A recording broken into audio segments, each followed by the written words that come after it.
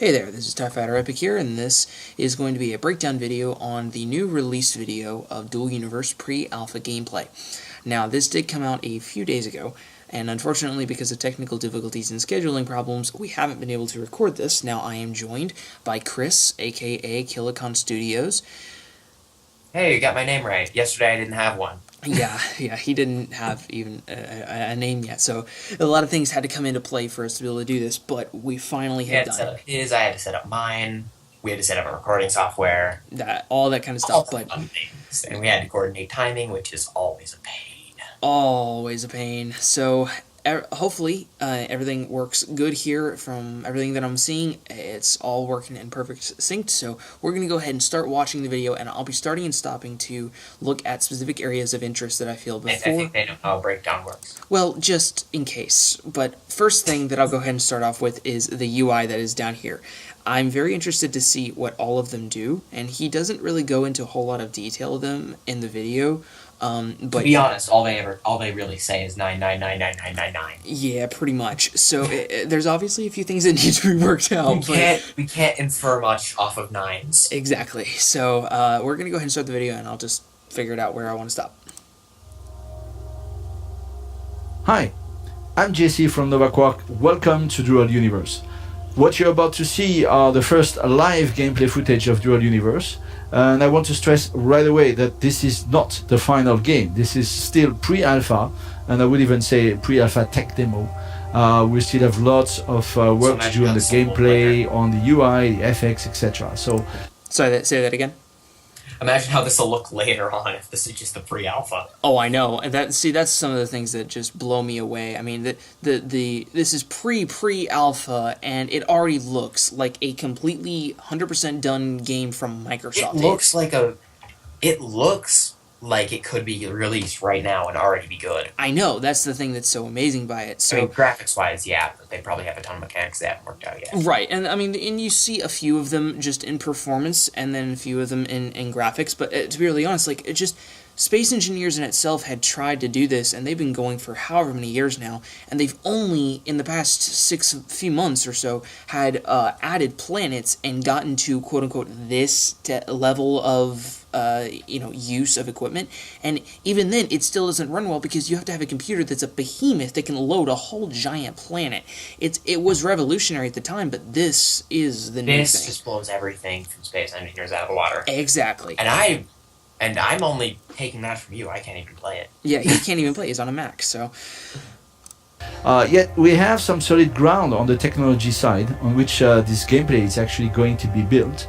And I would like to show you some of the key features that we advertised in the E3 teaser, and many of you had questions whether this was real, whether this was true actually. So well, it is true, and I want to show you exactly how it is at the moment in this pre-alpha live demo. So let's go. I'm walking now in this forest, as you can see all around us. This is all procedurally generated. That means that there's an algorithm that is actually planting all those trees and things that you see on the ground. So this is part of the way we create planets. There will be more about that in future videos. But for the moment, let's just run out of this forest to this clearing where there is a ship waiting for us. The ship that you saw in the teaser actually, to go to this space station.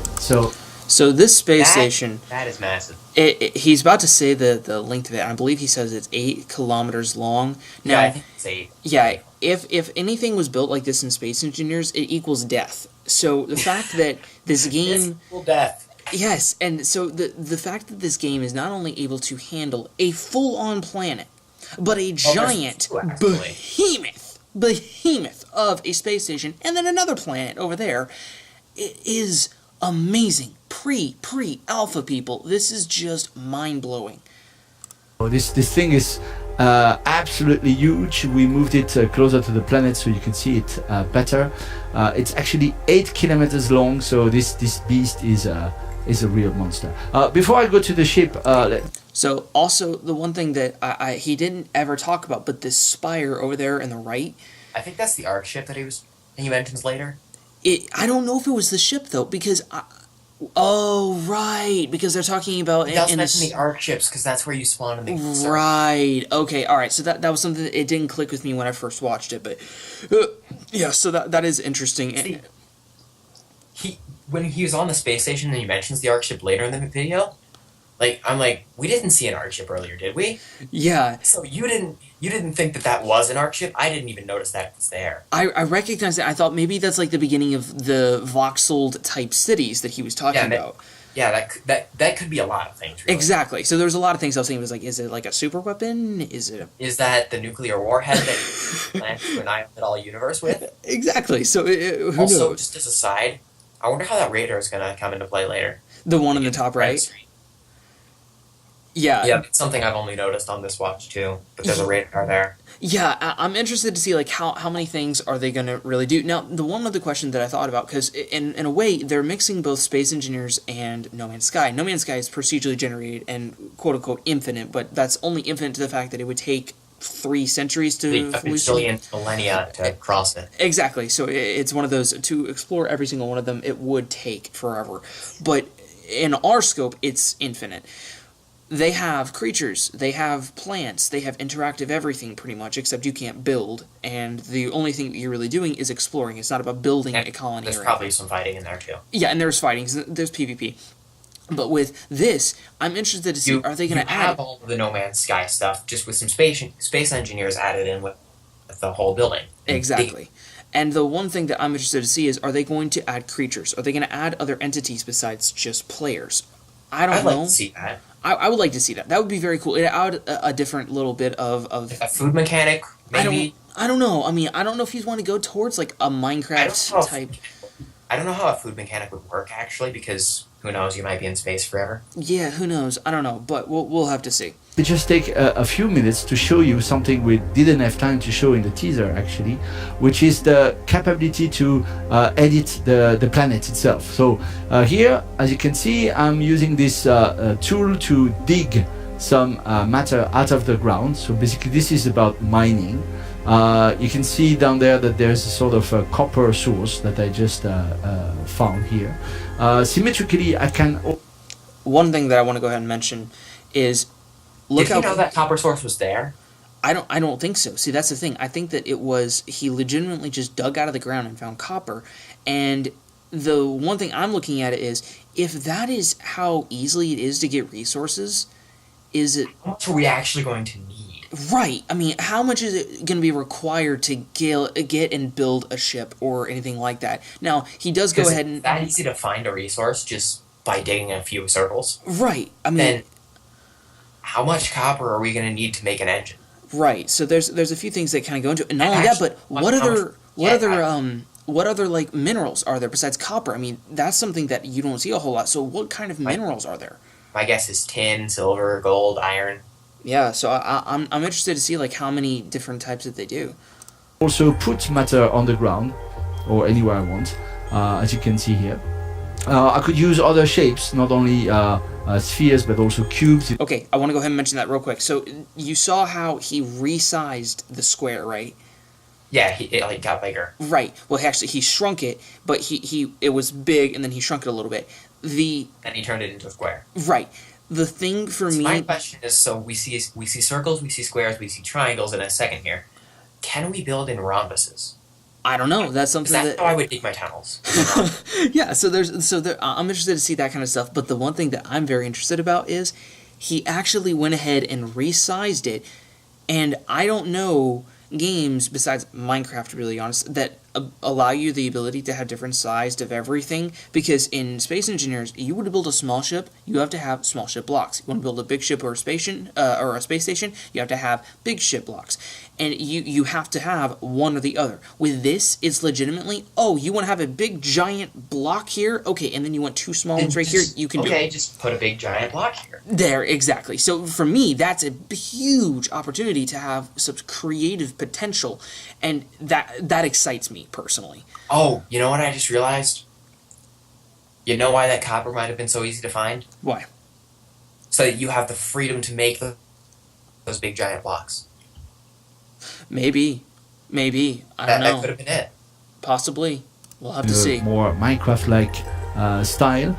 and I could actually use some dedicated tools that we are going to demonstrate in details in another video. I'll just give you a taste of it, so you have an idea. Okay, so in this real quick, the UI that he has pulled up, he has 3 tools on the left and then 1 little tool on the right. On those, he also has... Where is the building tool? Because the, I'll get circled out here. the building tool is the bottom left. Yep. And then then it follows by this one that he's about to show. Looks kind of like a wrench. Yeah. Now the thing that I'm interested to see is he has 3 tools filled up right now. Does that mean that there are others that are possible? Or is it that this is the typical UI system that pulls up for every interaction, so that it's just adding the ability to have that kind of stuff? Or is it that there's legitimately more things you can do with voxel-based libraries? And also, these are like building tools, but for the mining thing, will we have to make the tools for mining, or can we just do it? I don't know, and he did mention that a bit before because he said the tool, and he was referring to you use a tool for mining. Right, and he was using his hand. So I'm interested to see, is it something that you have to find, or that you get automatically, that you get to upgrade? Like, I want to be able to mine an entire planet in one foul sweep. I don't think that's ever going to happen, but who knows? Just make it happen. Exactly. Do it. Idea of what kind of things will be possible. So here, for example, I select a surface, here another surface, and boom, it's going to connect them. That was something that literally blew my mind away. When I saw that, I was like, oh, he's doing like a window panel, and then he dragged it across and went, oh my god! Is that the 3rd or the 4th tool? I think that's the 4th. That's the, going from the left to the right, it's the 2nd tool. Oh, right, that's the 2nd one. The one that looks like a diagonal line. Yeah, it's the arrows. Like that. So this is just a taste of how things are done. There will be a dedicated video, especially on how you can actually use these tools to build ships and structures that can be as large as this space station, which is made with the same voxel technology. So more about that later. What's that? You know what a great question would be? What? How long would it take to build a space station that size? Yeah, that is something they never said how long it took to. They never said how long it took them to build that. They just said its size. Yeah. 8 kilometers, though. That's a massive thing. And another thing, gravity. Will gravity exist? Gravity does exist. Now, this is something that I'm interested to see, and I'm going to go over in just a second after he goes over the really cool system they have for ships, and then I'm going to go ahead and go full nerd mode, so keep going. So let's go to the ship. So the ship, by the way, as I said, is just also a mix of voxels. You see all this gray area? Let me just, for example, edit it by adding whatever, that for example. My video just froze up for just 1 second. All right, it's back. So this can actually be modified freely, adding some whatever content on it on the voxel side. But you also have those things that we call elements that I'm highlighting right now, that are basically functional parts that you can add to the voxel structure to give your construct some functionalities, like an engine, a radar, a weapon, or a cockpit. And then you will be able to script all those things together to define the behavior of your construct. So again, there will be more about that in dedicated videos. For now, let's just step. Okay, so right here, for me personally, I went, that is amazing.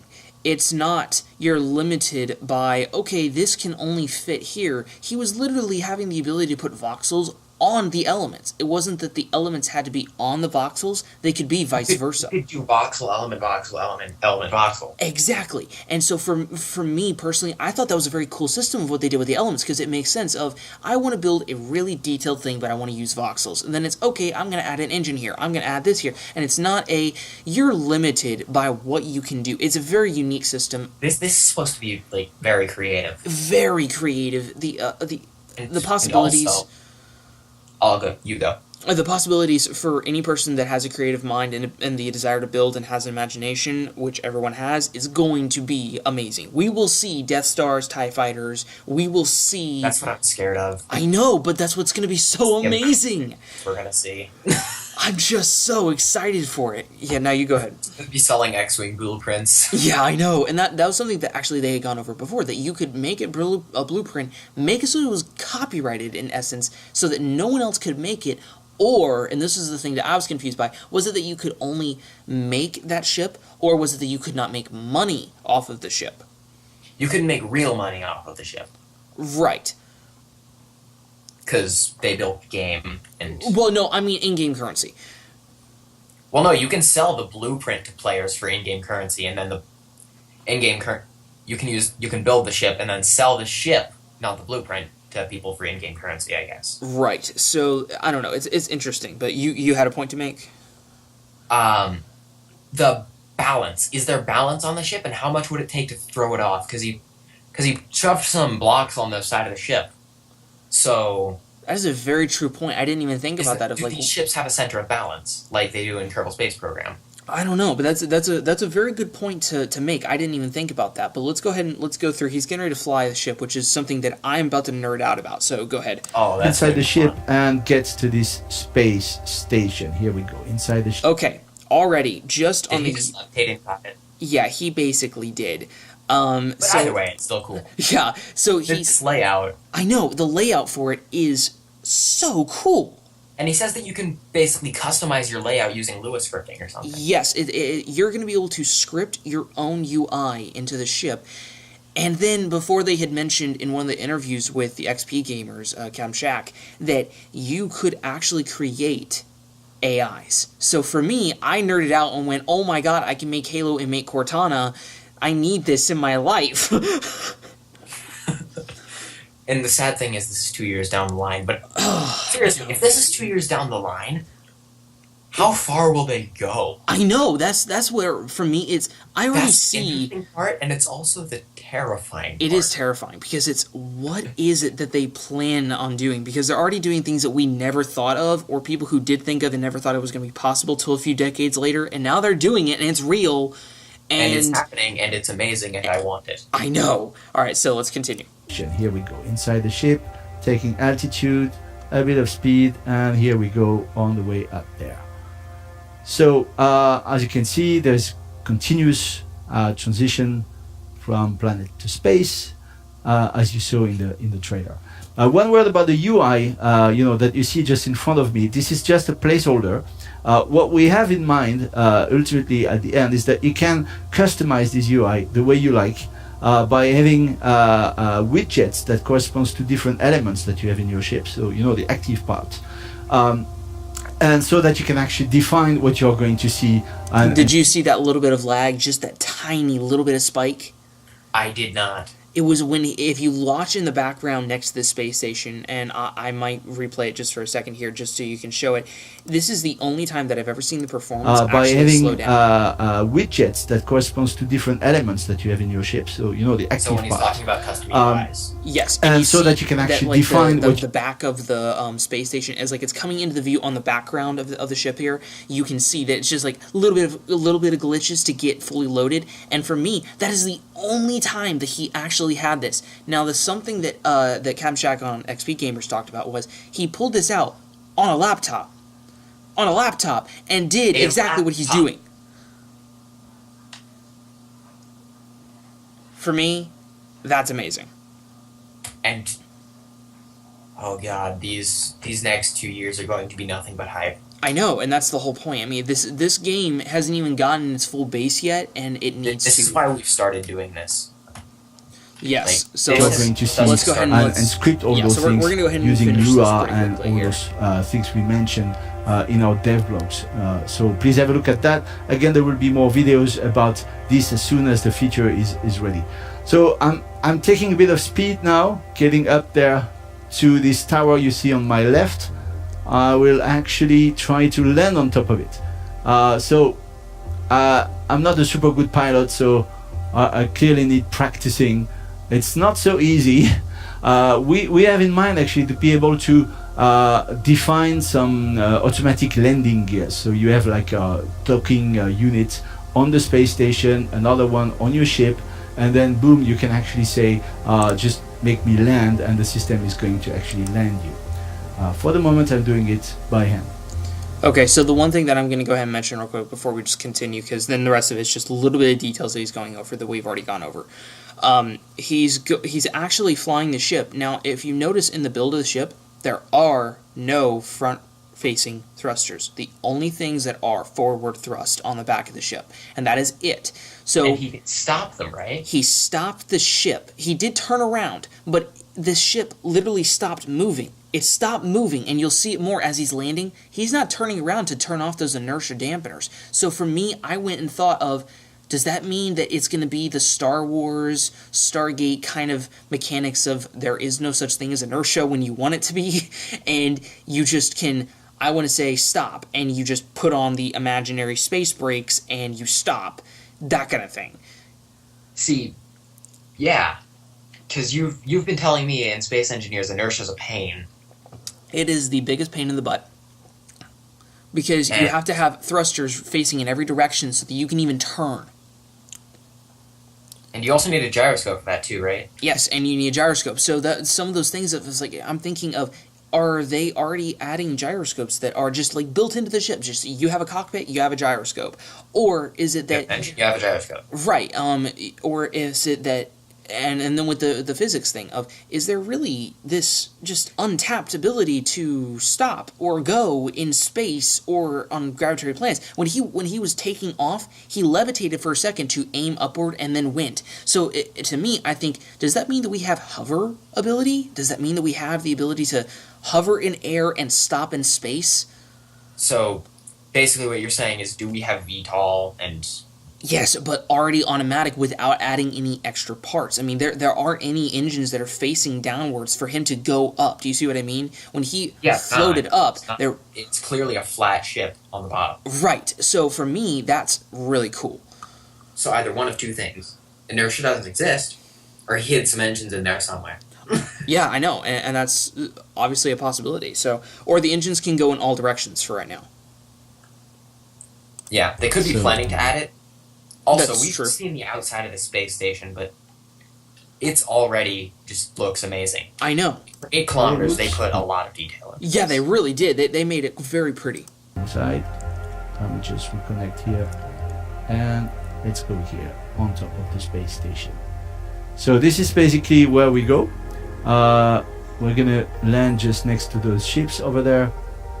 And I'm going to get inside the space station. That's the idea. So here we go. Do you see how he stopped? Yeah? He didn't have any thrusters there. He just slowly slowed down. No, the front is literally nothing but the cockpit. Yeah, so... The cockpit either has some engines in it, or inertia just is not a thing and it's just like Star Wars physics. I would like it if inertia was not a thing, because I don't want my ship to just be a mess of thrusters. I know, and that's something that, for me, it excites me. And with every ship that they've shown, they've only had rear-facing thrusters. Landing. Oops. Yeah, I think I just collided with the ship behind me. It's okay. Good, fine. So I'm on the space. Okay, so 2 things that I noticed there, okay? First of all, that means that there are boundaries that each craft or certain thing has. That it was, he bounced. But you notice his ship isn't actually... To me, it looked like he just fell out of his window. Yeah, but he didn't touch the ground of the space station. He's hovering. His ship is above, and it's not touching it, but he was still able to exit it, and it was kind of like he had landed. You see what I mean? Okay, never mind. I watched it again. He didn't fall out of the window. The cockpit opened. I just missed it. Right. So then, not only that, but I also noticed there's no difference in oxygen. So is that going to be a thing, or is it just, space? He might just be wearing a helmet. Right, true. We never see his actual avatar. That's true. And you see, this thing is huge. I'm just in a small part of it. I can, again, as I said, completely edit it any way I want. So here I put a cube, another cube here. You get the idea. I can dig a hole in it. So this is not a static mesh. This is, again, like the planet, completely editable. I can also, put some cockpit if I wanted to it. This thing went, and I went full nerd when he went ahead and started placing a cockpit on a space station, because I went, that means that there isn't any class system. There isn't a system of, this is only for small ships, this is only for big ships. So that really blew my mind. I completely forgot about that part of the trailer, but yeah, you can throw anything on anything. Exactly. And not only that, but look at all the cool elements. Imagine a moving planet. I I know, but it's like this thing of look at the spaceship planet. Yeah, well, that'd be the best way to make a Death Star then. Oh yeah, no, we did be Star Killer Base then. Yeah, pretty much. So then look at all the other elements that he's Doesn't going make to any show. sense or anything. What These is are that? elements. What is that? I don't understand what the little dish thing is. Is it a satellite? Is it a light? I'm guessing that's a radar. I don't know. My guess Because is I can- radar so you can see other enemy ships approaching. True. Place anywhere I want on this space station to add functionality to it. Okay, so let's go now And now we get inside a it. better look at it. We go inside this corridor. So this is made out of voxels. I mean, the hole for the corridor is made out of voxels. But what you see around you are just elements. We call them decorative elements because those are not doing anything particular. They are just used to make nice looking corridors. You could do everything with voxels actually. You don't need to do that. It's just a functionality we had, as you can see, so that people can customize with the sci-fi looking things. And we're now entering a control room, which is sort of a gigantic place that you can build. So this is not predefined. This is completely, again, made of voxels and elements. All these screens and so on are elements that you can place freely. For example, here, you know, this seat is an element. This screen over there is another element. This here. So this is completely customizable. Again, I mean, what you see on the screen are just placeholders at the moment.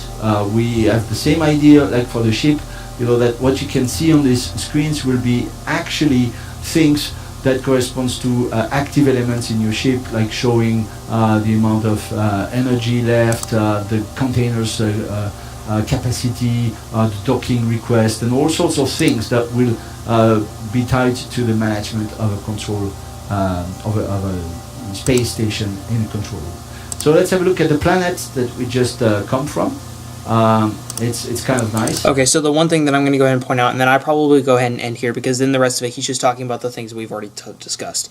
But there's glass. So that means that we don't only just have elements, we don't just have voxels, but we also have glass.